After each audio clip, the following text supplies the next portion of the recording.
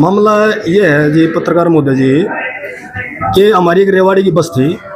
वो bus stand के पे सवारी उन्होंने उतारी आराम से, और एक 50-52 साल के आसपास कोई बुजुर्ग व्यक्ति था।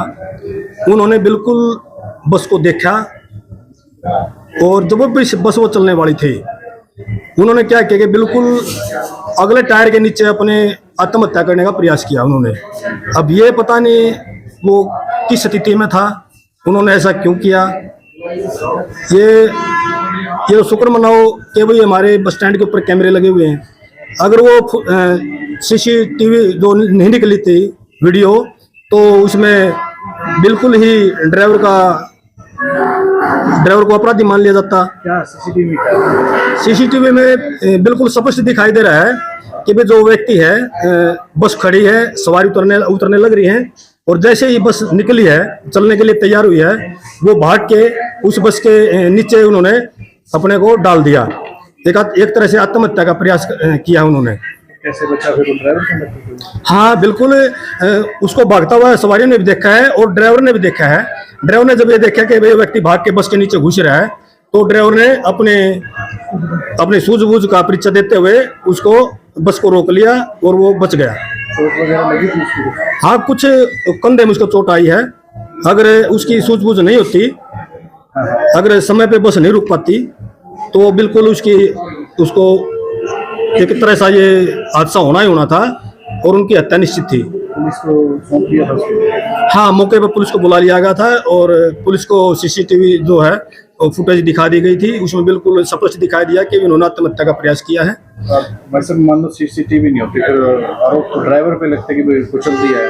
हाँ की बहुत सारी सीसीटीवी सामने आई है, कई बार हादसे भी होते, उस पर क्या कहना था? बिल्कुल देखो, अगर ये हादसा अगर बस स्टैंड के ऊपर नहीं होता, अगर कहीं बाहर रोड पे हो जाता, चाहे गलती किसी की भी हो, हमारे कानून ऐसे बने हुए हैं कि बड़े व्हीकल की गलती मानी जाती है। इसमें अगर ये यहाँ कैमरे नहीं होते तो बिल्कुल ही उनको दोषी मान लिया जाता और बेवजह उनको परेशानी झेलनी पड़ती। तो क्या कहना चाहोगे? कई बार वीडियो वायरल होते हैं, गलती आप लोगों की निकाल देते हैं लोग। देखो, हमारा तो सभी से यही अपील है कि हर बार कोई भी सभी मतलब हमारे जो चालक परिचालक वो दोषी नहीं होते। जानबूझ गए जो छोटे व्हीकल वाला है वो भी बहुत बड़ी गलतियां करता है।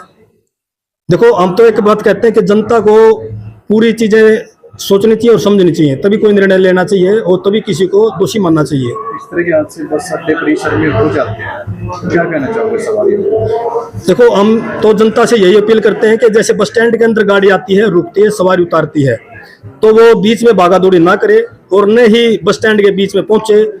कई बार होता है कि हम देखते हैं कि बस जैसे ही एंट्री करती है, बस को देखते ही सवारियां भाग लेती हैं सीट के चक्कर में। उन्होंने ऐसा नहीं करना चाहिए।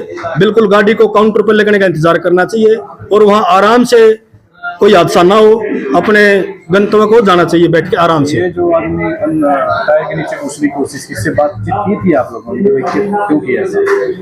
वो उन्होंने क्या हुआ कि 2-4 मिनट तो वहाँ सभी यात्री थे वो इकट्ठे हुए थे, और 5-7 मिनट के बाद वो बेहोश हो गया था।